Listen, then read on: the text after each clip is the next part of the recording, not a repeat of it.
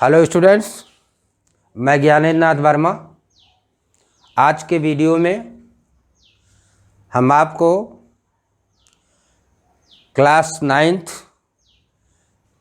Mathematics book NCERT book का chapter number 1 संख्या पद्धति पढ़ाने चल रहा हूँ। इस संख्या पद्धति में एक पॉइंट है करड़ी। तो इस करड़ी के बारे में हम आपको आज बताएंगे। इस करड़ी का फुल बेस आपको हम देंगे और करड़ी का क्वेश्चन कहीं भी किसी भी रूप में अगर मिलेगा तो आप उसको हल कर सकते हैं, बशर्ते आपको इसका पूरा बेस मालूम होना चाहिए। करड़ी से अक्सर क्वेश्चन कंपटीशन में भी पूछे जाते हैं और करड़ी से बच्चे घबराते हैं, तो इसमें घबराने की कोई बात नहीं है। हम आपको बहुत अच्छे तरीके से करड़ी के बारे में हम बताएंगे आपको, और आपको अगर पॉइंट टू पॉइंट आप हर पॉइंट को ध्यान देंगे तो आपको बहुत अच्छे से करड़ी समझ में आ जाएगी। तो चलिए देखते हैं करड़ी। देखिए, करड़ी को हम इंग्लिश में कहते हैं surds, SURDS, surds. Surds means होती है करड़ी। तो देखिए, सबसे हम एकदम जीरो से स्टार्ट करते हैं। देखिए, ये जो निशान है, ये हमने जो निशान बनाया है, इसको हम करड़ी चिन्ह कहते हैं। करड़ी चिन्ह, ये क्या है? करड़ी चिन्ह। इसको हम करड़ी चिन्ह कहते हैं। अब देखिए, ये जो कोना बना हुआ, ये करड़ी चिन्ह का जो कोना है, इस कोने से देख करके हम बताएंगे इसकी करड़ी घात क्या है। करड़ी घात, इस कोने में जो भी संख्या लिखी है उससे पता लगेगा कि जो भी करड़ी दी गई उसकी करड़ी घात कितनी है। और यहाँ पर इस स्थान पर जो भी संख्या लिखी है उसको हम कहते हैं करणीगत। करणीगत। तो इस तरह से जैसे ये लिखा गया है, अब यह पूरी एक करड़ी पढ़ी जाएगी। अगर केवल चिन्ह लगा है तो हम उसको केवल करड़ी चिन्ह कहेंगे, और उस करड़ी चिन्ह के अंदर अगर हमने कोई संख्या लिख दिए तो ये पूरी की पूरी क्या पढ़ी जाएगी? एक करड़ी पढ़ी जाएगी। अब देखिए, यहाँ पर अगर कोने में कुछ नहीं लिखा गया है तो हमेशा जानिए कि आप इसकी करड़ी घात कितनी है? 2 है। करड़ी घात 2 है। ठीक, यानी ये वर्गमूल का चिन्ह है। यहाँ पर अगर कोई संख्या नहीं लिखी है तो इसका मतलब इस करड़ी की करड़ी घात क्या है? 2 है। और 5 क्या है? ये करणीगत है। करणीगत है। 5 क्या है? करणीगत है। अब देखिए, इसमें देखिए, अब अगर यहाँ पर अगर हम 3 लिख दें, यहाँ 5 लिख दें, अब इस करड़ी की करड़ी घात 3 हो गई, जिसको हम घनमूल भी कहते हैं। इसको कहेंगे 5 का घनमूल। इसको हम क्या पढ़ेंगे? 5 का घनमूल भी पढ़ेंगे। और इस करड़ी की करड़ी घात क्या है? 3 है। यहाँ पर 4 लिख दिया गया, तो इसका मतलब इस करड़ी की करड़ी घात क्या है? 4 है। यानी इसको हम इस तरह से भी पढ़ेंगे कि ये क्या है? 5 का चतुर्थ मूल है। तो जिस तरह से वर्गमूल, घनमूल होता है, उसी तरह से चतुर्थ मूल, पंचम मूल, षष्ठम मूल इस तरह से होते हैं।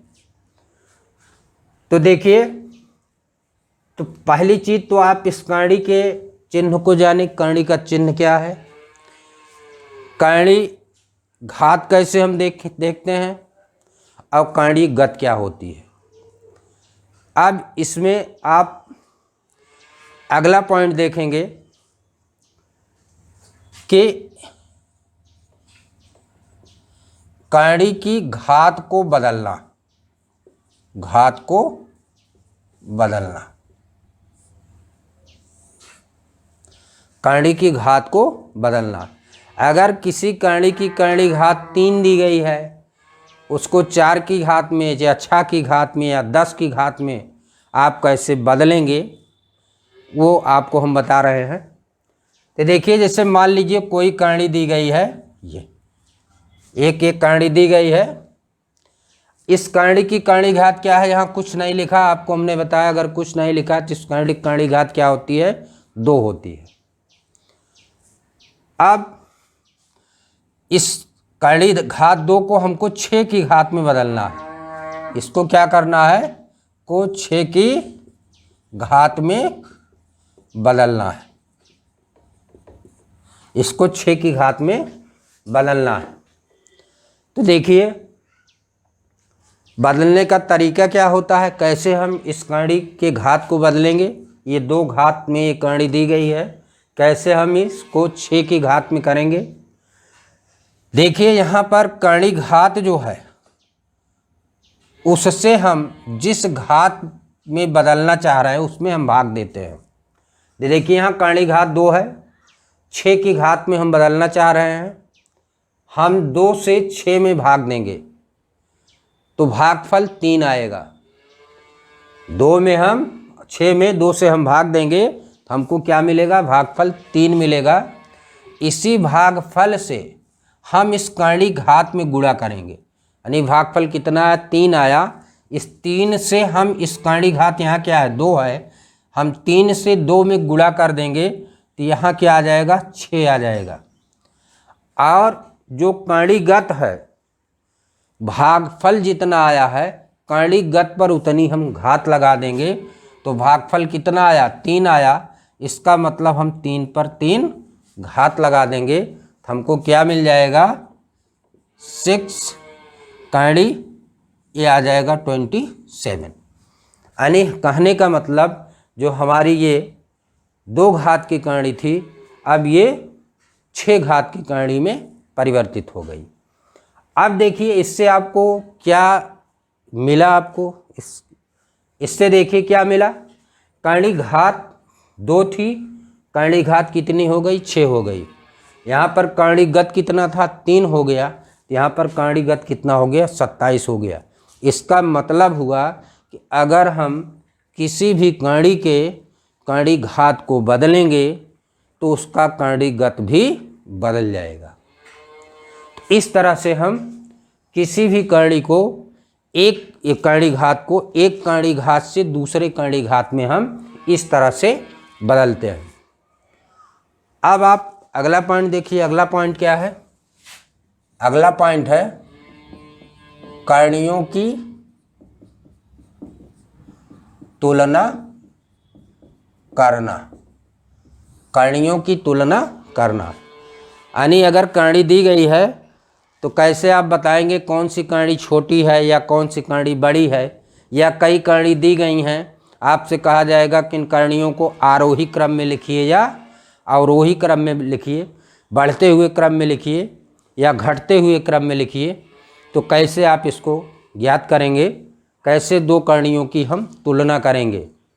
तो देखिए 2 कणियों की तुलना करने के लिए पहली चीज़ क्या है, पहली चीज़ है अगर दी गई कणियों की कणी घात समान है, अगर दी गई कणियों की कणी घात समान है तो जिस कणी का कणीगत बड़ा होगा वही कणी बड़ी होगी। जैसे यहाँ पर देखिए ये और ये 2 कणी दी गई है, ये 2 कणी दी गई है √3 और √7। अब इन दोनों कणियों की कणी घात आप देखिए, यहाँ कोने में कुछ नहीं, इसका मतलब कणी घात इसकी 2 है, यहाँ कोने में कुछ नहीं, इसकी भी कणी घात 2 है। दोनों की कणी घात क्या है, समान है। जब 2 कणियों की कणी घात समान होगी तो जिस कणी की कणीगत बड़ी है वही कणी बड़ी होगी। तो यहाँ देखिए 3 और 7 में क्या बड़ा है, 7 बड़ा है, इसलिए क्या होगा कि यह कणी 7 ये बड़ी होगी कर्णी 3 से। इस तरह से हम तुलना करते हैं जब दो कर्णियों की कर्णी घात समान होती है। तो इसमें दूसरा पॉइंट आता है, अगर दी गई कर्णियों की कर्णी घात समान नहीं है, असमान है, जैसे 3/√5, ये दो कर्णियाँ दी गई हैं, इन दोनों कर्णियों की कर्णी घात समान नहीं है। देखिए यहाँ पर इस कर्णी की कर्णी घात 3 है, इस कर्णी की कर्णी घात 2 है। नियम क्या है, अगर कर्णी की कर्णी घात समान होगी तो जिस कर्णी की कर्णीगत बड़ी होती है वही कर्णी बड़ी होती है, हमने इस पहले पॉइंट में बताया। अब इसकी तुलना करने के लिए हम इन दोनों कर्णियों की कर्णी घातों का लघुत्तम लेते हैं। इस कर्णी की कर्णी घात क्या है 3 और इस कर्णी की कर्णी घात क्या है 2। 3 और 2 का लघुत्तम समापवर्तक लेंगे तो क्या आएगा 6 आएगा। 3 और 2 का लघुत्तम समापवर्तक लेंगे तो कितना आएगा 6 आएगा। अब हम इन दोनों कर्णियों को 6 की घात में बदलेंगे। तो चलिए इस कर्णी को हम 6 की घात में बदलते हैं, 3√2। तो देखिए 6 की घात में बदलते हैं। यहाँ पर देखिए आपको बदलने का तरीका हमने बताया था कि कर्णी घात से जिस कर्णी घात में बदलना उससे हम भाग देंगे, यानी इस 3 का भाग हम क्या करेंगे, 3 से हम 6 में भाग देंगे, 3 से 6 में भाग देंगे तो भागफल 2 आएगा, और भागफल से हम कर्णी घात में गुणा कर देंगे, यानी कर्णी घात 3 है, भागफल हमारा 2 आया, 2 से 3 में गुणा करेंगे, यहाँ कोने में क्या आ जाएगा 6 आ जाएगा, और जितना भागफल आया है कर्णीगत पर वही घात लग जाएगी। चूँकि भागफल 2 आया है इसलिए कर्णीगत हमारी 2 है, 2 पर क्या लग जाएगी 2 की घात, तो क्या हो जाएगा 6, यह आ जाएगा 4। यानी यह जो कर्णी थी इसकी कर्णी घात 3 थी, अब ये 6 की घात में बदल गई। इसी तरह से यह कर्णी दी गई, इस कर्णी की कर्णी घात देखिए √5 है, इस कर्णी की कर्णी घात क्या है 2 है, इसको भी हम क्या करेंगे 6 की घात में बदलेंगे। तो देखिए 6 की घात में बदलने के लिए क्या होता है, आपको अभी हमने बताया भी, यहाँ कर्णी घात 2 है, 2 से हम 6 में भाग देंगे, भागफल कितना जाएगा 3 जाएगा, भागफल क्या आएगा 3 आएगा। 3 से इस कर्णी घात में गुणा करेंगे, यहाँ चूंकि 2 है, इस 2 में 3 का गुणा कर देंगे तो क्या आ जाएगा 6 आ जाएगा, और जितना भागफल आया है वही घात जो है कर्णीगत पर लगा देंगे, तो यहाँ भागफल 3 आया है, तो इसका मतलब हम 5 पर क्या करेंगे 3 घात लगा देंगे, तो हो जाएगा 6√125। अब देखिए दोनों कर्णियों की कर्णी घातें क्या हो गई, समान हो गई। अब जब दोनों कर्णियों की कर्णी घातें समान हो गई तो क्या होता है, जिस कर्णी की कर्णी घात कर्णीगत बड़ी होती है वही कर्णी बड़ी होती है। इसका मतलब 6/125 ये बड़ी होगी √6/4 के। अब देखिए अब ये वाली कर्णी किससे मिली है, ये मिली है √5 से, और ये किससे मिली है 3√2 से। इसका मतलब √5 ये बड़ी होगी 3√2 से। तो इस तरह से हम दी गई कर्णियों की हम तुलना करते हैं। तो इस तुलना हम ये 2 तरीके से करते हैं। पहला तरीका है, अगर दी गई कर्णी की कर्णी घात समान है तो जिस कर्णी की कर्णी घात बड़ी है वही कर्णी बड़ी होगी। अगर दी गई कर्णियों की कर्णी घातें असमान हैं तो उन दी गई कर्णियों की कर्णी घातों का हम लघुत्तम समापवर्तक लेंगे, और जितना लघुत्तम समापवर्तक आएगा उसी की घात में हम दोनों कर्णियों को बदल देंगे, और बदलने के बाद तब हम यह देखेंगे कि किस कर्णी की कर्णीगत बड़ी है, और जिस कर्णी की कर्णीगत बड़ी होती है वही कर्णी बड़ी होती है। अगले पॉइंट पर चलिए। अगला पॉइंट आपका है कर्णियों का योग और घटाव। कर्णियों का योग और और घटाओ, करणियों का योग और घटाओ। तो देखिए करणियों का योग और घटाओ, दो या दो से अधिक करणियों को, नियम है कि दो या दो से अधिक करणियों को तभी जोड़ा या घटाया जा सकता है जब उनकी करणीगत और करणीघात दोनों समान हो, तभी हम दो या दो से अधिक करणियों को जोड़ सकते हैं या घटा सकते हैं। जैसे हमारे पास एक करणी ये दी गई है, ये करणी दी गई, इन दोनों करणियों को हमको जोड़ना है। हमको मेन चीज़ यही ध्यान देना है, पहली चीज़ कि जो करणी दी गई उसकी करणी की करणी घात आप देखिए कितनी है, समान है कि नहीं है। यहाँ देखिए इस करणी की करणी घात 2 है, यहाँ पर देखिए इस करणी की करणी घात 2 है, दोनों करणियों की करणी घात समान है। अब दूसरी चीज़ क्या देखना है, करणीगत को देखना है। देखिए यहाँ पर इसकी करणीगत क्या है 5, इसकी भी करणीगत 5 है, यानी करणीगत भी समान है। इसका मतलब इन दोनों करणीघात और करणीगत दोनों समान है। तो ऐसी स्थिति में दोनों करणियाँ क्या हो जाएंगी, जुड़ जाएंगी। तो देखिए जोड़ने का तरीका क्या होता है, करणी के बाहर जो अपरिमेय संख्या गुणनफल के रूप में लिखी गई है उसी संख्या को जोड़ देते हैं और जो करणी जैसे है वैसे गुणनफल के रूप में लिख देते हैं। तो देखिए यहाँ पर करणी के बाहर अपरिमेय संख्या 3 है, यहाँ करणी के बाहर अपरिमेय संख्या कुछ नहीं है तो 1 मानी जाती है। इन दोनों अपरिमेय संख्या को जोड़ेंगे तो 3 और 1 मिलके क्या हो जाएगा, 4 हो जाएगा। और करणी को गुणनफल के रूप में जैसे उसे लिख देंगे तो आ जाएगा 4√5, यही आपका आंसर हो जाएगा। इसी तरह से हम दो करणियों को जोड़ते हैं और इसी तरह से दो करणियों का अगर हमको घटाव करना है, जैसे 7√2 लिखा है, 3√2 लिखा है, -2 3√2 लिखा है। इन दोनों करणियों को घटाना है तो यहाँ पर आप देखिए आपको क्या देखना है, करणी घात देखना है।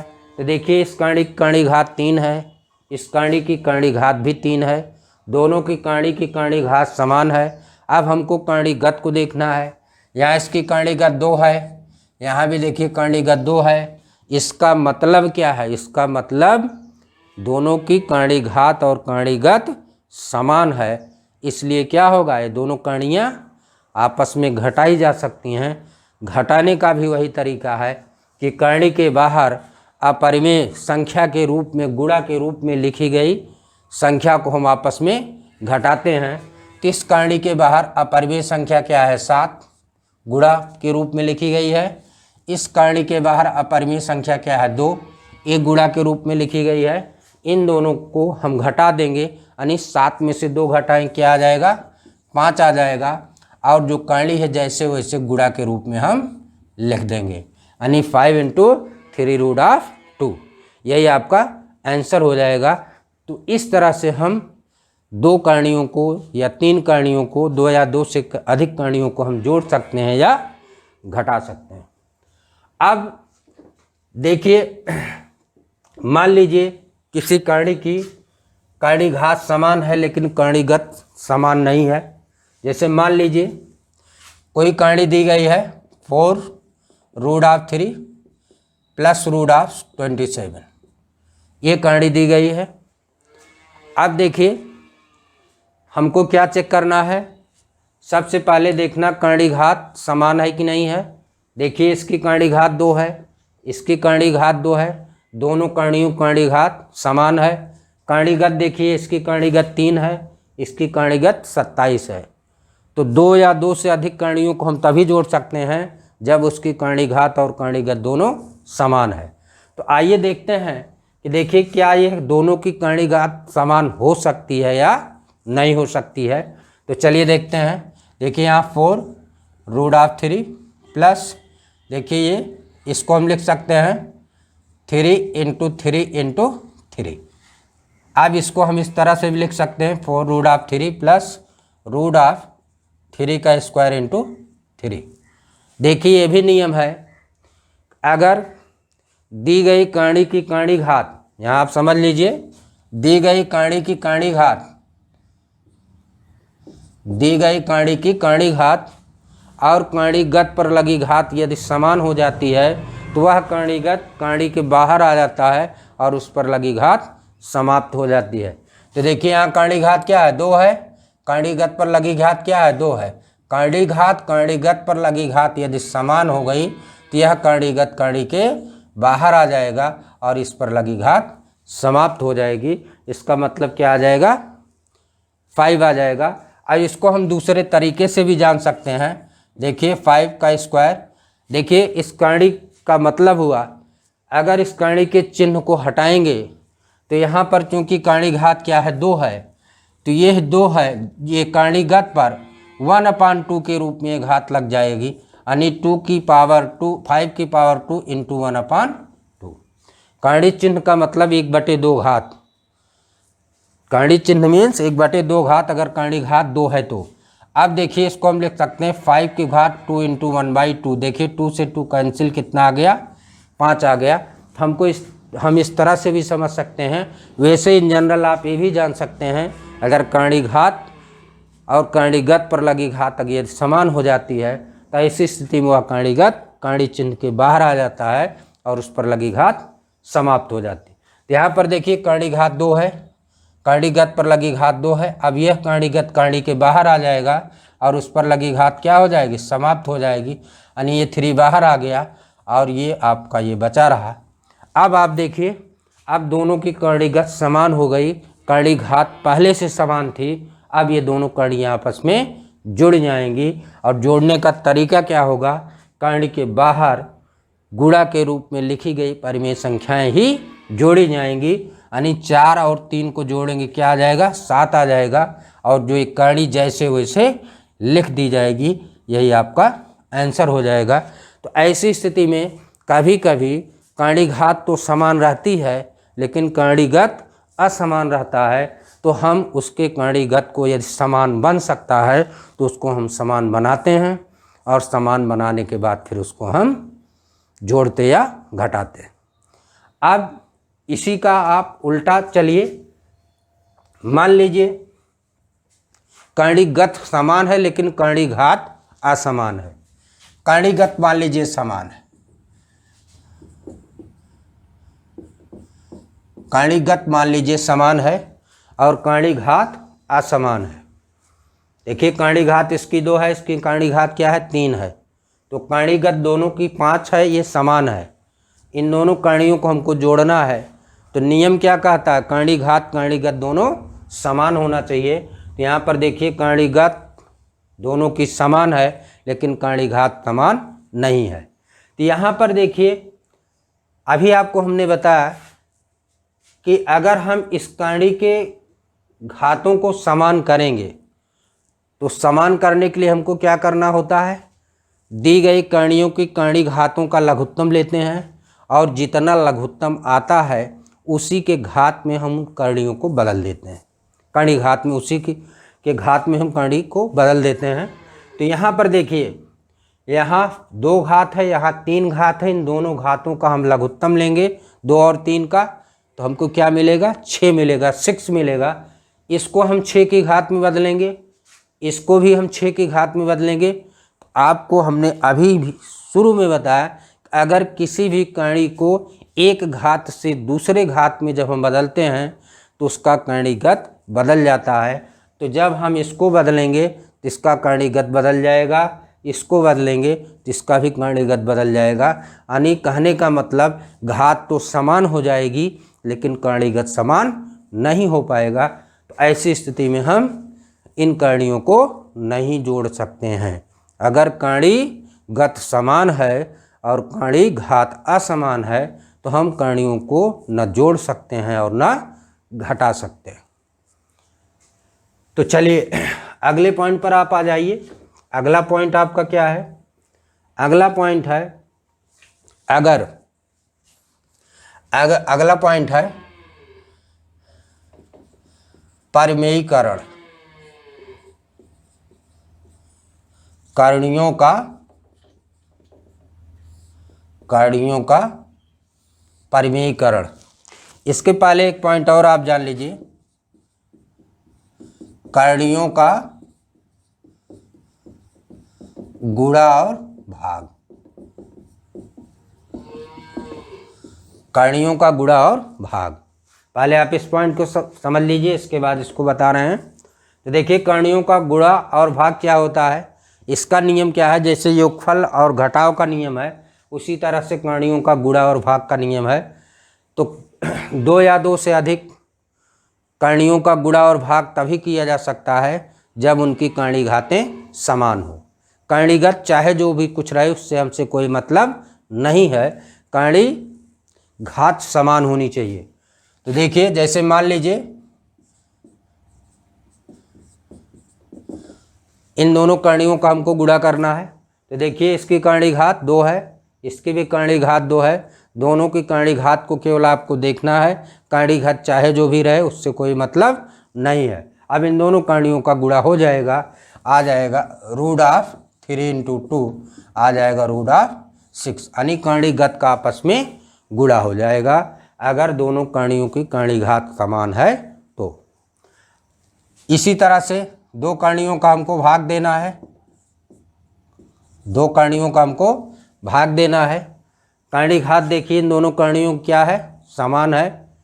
अगर समान है तो हम इसका भाग देंगे, करणीगत का करणीगत में भाग दे देंगे, कितना आ जाएगा √5। इस तरह से करणियों का गुणा करना है या करणियों का भाग देना है, हमको मात्र क्या देखना है, उसकी कर्णी घात को देखना है। अगर कर्णी घात समान है तो ये करणियाँ, उन करणियों का गुणा और भाग किया जा सकता है। देखिए अगर मान लीजिए जिन करणियों का गुणा करना है उसकी कर्णी घात समान नहीं है, जैसे 3√2 × √2 ये दिया गया है। यहाँ पर देखिए इसकी कर्णी घात क्या है, 3 है, इसकी कर्णी घात क्या है, 2 है। इन दोनों करणियों का हमको गुणा करना है। ये गुणा तब तक संभव नहीं है जब तक कि इन दोनों करणियों की कर्णी घात समान नहीं हो जाएगी। करणीगत कुछ भी रहे, यहाँ देखिए हम इसको चेंज भी कर दे रहे हैं, करणीगत कुछ भी रहे उससे हमसे कोई मतलब नहीं है। हमारा मेन मतलब है कि जो कर्णी दी गई है उस कर्णी की कर्णी घात समान होनी चाहिए। तो देखिए यहाँ कर्णी घात 3 है, यहाँ कर्णी घात क्या है, 2। अब अगर दो करणियाँ भिन्न भिन्न घातों में होती हैं और उनको एक ही समान घात में ले आना होता है, हमने अभी आपको बताया कि आप क्या करेंगे, इन दोनों करणियों की कर्णी घातों का लघुत्तम लेंगे। इस कर्णी की कर्णी घात कितनी है, 3, और इस कर्णी की कर्णी घात कितनी है, 2। 3 और 2 का जब हम लासा लेंगे, लघुत्तम समापवर्तक लेंगे तो हमको क्या मिलेगा, 6 मिलेगा। तो कहने का मतलब इन दोनों करणियों को हमको 6 की घात में बदलना है। ये 3 की घात में है, इसको हमको 6 की घात में ले आना है। तो हम क्या करते हैं, 3√2 को हमको 6 की घात में ले आना है। हम इस 3 से इस 6 में भाग देंगे, भागफल क्या आएगा, 2 आएगा। अब इस 3 में हम 2 का गुणा कर देंगे, 6 आ जाएगा, और जितना भागफल आया है करणीगत पर उतनी घात लग जाएगी। भागफल 2 आया है तो 2 पर क्या लग जाएगी, 2 की घात 2, तो आ जाएगा 6√4। इसी तरह से √5 है, इस कर्णी को 6 की घात में बदलना है। यहाँ इसकी कर्णी घात 2 है, 6 की घात में बदलना है। इस 2 से इस 6 में भाग देंगे तो भागफल 3 आएगा। 3 से इस कर्णी घात में गुणा करेंगे तो 6 आ जाएगा, और 5 पर हम 3 घात लगा देंगे, आ जाएगा 6√1 × 5 125। अब देखिए अब दोनों करणियाँ क्या हो गई, ये दोनों करणियाँ समान घात में हो गई। अब इन दोनों करणियों का गुणा हो जाएगा, यानी 6√4 × 6√12, तो क्या हो जाएगा, आ जाएगा 6√, कितना आ जाएगा, 5। ये आपका आंसर हो जाएगा। इस तरह से हम करणियों का गुणा और भाग करते हैं, यानी कुल मिलाकर के भाग और करणियों को गुणा और भाग में क्या देखना है, हमको कर्णी घात देखना है। कर्णी घात समान होनी चाहिए। अगर समान नहीं है तो कर्णी घातों को हम समान करके ही गुणा और भाग कर सकते हैं। अगला पॉइंट आता है करणियों का परिमेयीकरण। तो देखिए परिमेयीकरण का मतलब होता है कि किसी दी गई कर्णी में सबसे पहले इसमें आप जान लीजिए परिमेयकारी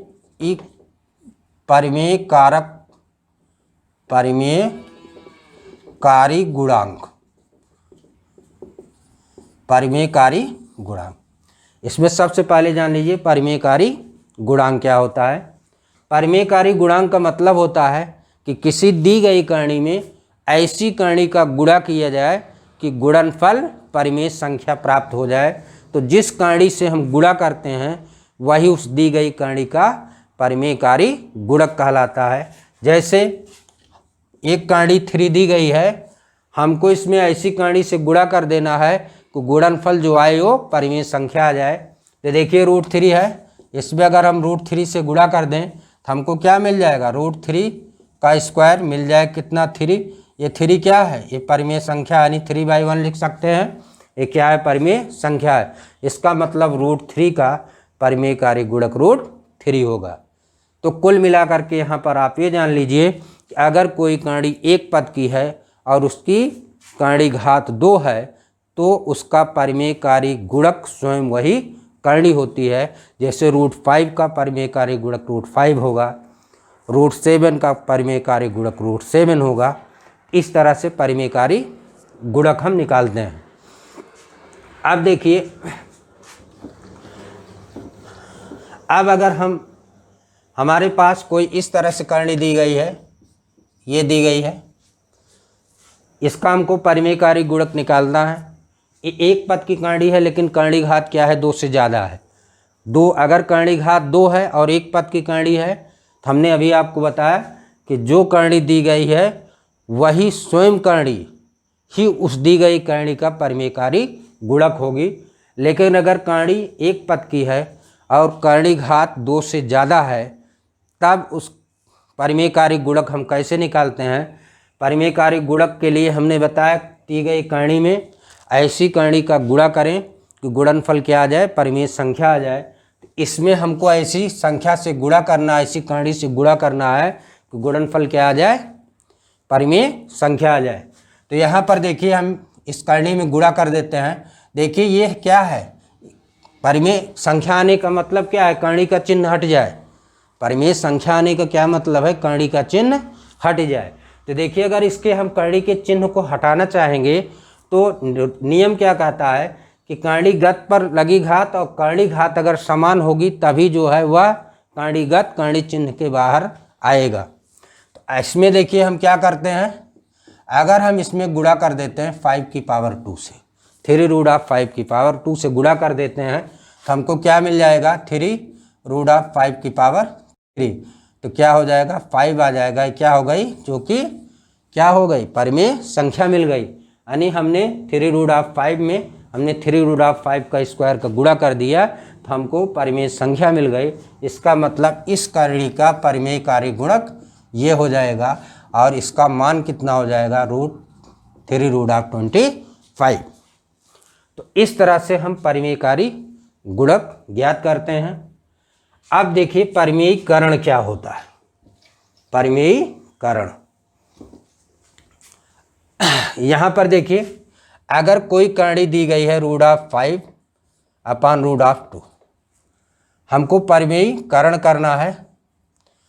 तो यहाँ पर देखिए परिमेयीकरण करने के लिए यहाँ पर अगर कहा जाए हर का परिमेयीकरण कीजिए तो हर का परिमेयीकरण करने का मतलब होता है अब आप हर को आप देखिए कि हर एक पद की करणी है कि 2 पद की करणी है कि 1 घात की करणी, 2 घात की करणी है कि 3 घात की करणी है, आप ध्यान दीजिए। तो यहाँ देखिए ये 1 पद की करणी है, 1 पद की अगर करणी है तो इसका परिमेयकारी गुणक क्या होता है, वही स्वयं करणी होती है। अगर करणी घात 2 है और वह 1 पद की करणी है तो उसका परिमेयकारी गुणक क्या होता है, वही स्वयं करणी होती है। तो इस करणी का परिमेयकारी गुणक क्या होगा, √2 का परिमेयकारी गुणक √2 ही होगा। और हम इसी √2 से अंश और हर में जो परिमेयकारी गुणक होता है उसी से हम अंश और हर में गुणा कर देंगे तो क्या आ जाएगा, हो जाएगा √10/2। अब यहाँ पर देखिए ये 2 क्या आ गई, परिमेय संख्या आ गई। तो यहाँ पर इस करणी के हर का परिमेयीकरण हो गया। इसी तरह से दूसरी चीज़ है, जैसे मान लीजिए √5/√2 3 माइनस रूट ऑफ 2 ये दिया है। इस करणी के हर का परिमेयीकरण आपको करना है। तो आपको हमने अभी बताया कि आप हर को देखिए, यहाँ पर देखिए हर 2 पद की करणी है। तो यहाँ पर देखिए अगर हर 2 पद की करणी होती है तो हम क्या करते हैं कि इस करणी का जो संयुग्मी होता है, इस करणी का जो संयुग्मी होता है उसी से हम इसके अंश और हर में गुणा करते हैं। तो संयुग्मी कैसे हम निकालते हैं, जो दी गई करणी है इन दोनों करणियों के बीच के चिन्ह को हम बदल देते हैं तो उस दी गई करणी का हमको संयुग्मी मिल जाता है। इस हर के करणी का संयुग्मी क्या हो जाएगा, हो गया √5 minus root of 2 into root of 3 plus root of 2 upon root of 3 plus root of 2। तो यहाँ पर देखिए √3 माइनस √2 इसका जो है संयुग्मी √3 प्लस √2 हो गया। इसी से हम अंश और हर में गुणा कर देंगे। तो देखिए अंश का गुणा हम अंश में करते हैं, √5 का √3 में गुणा करेंगे तो आएगा रूट ऑफ 15, √5 का √2 में गुणा करेंगे तो आएगा रूट ऑफ 10 अपान इन दोनों करणियों का गुणा करेंगे। तो देखिए एक फार्मूला आपने पढ़ा है a minus B A plus B ये बराबर होता है a square minus B square. अगर 2 पद समान 2 पद प्लस के साथ हों और वही सेम माइनस के साथ हों और उनका गुणा करना है तो क्या हो जाएगा, पहले पद का वर्ग माइनस दूसरे पद का वर्ग, यहाँ पर क्या हो जाएगा √3 का वर्ग माइनस √2 का वर्ग। तो हमारा क्या मिल जाएगा root of 15 plus root of 10 upon 3 minus 2 कितना आ जाएगा root of 15 plus root of 10 बटे 1। तो एक क्या है, परिमेय संख्या है। इस तरह से दी गई करणी के हर का परिमेयीकरण हो जाएगा। तो देखिए इस करणी में और भी लंबे क्वेश्चन आपको मिलेंगे, लेकिन आपके इस 9th क्लास के दृष्टिकोण से करणी का जो बेस है वो आपका इतना है। आप इसको विधिवत पढ़ेंगे और फिर अगले लेक्चर में आपको अगला पॉइंट बताया जाएगा। धन्यवाद।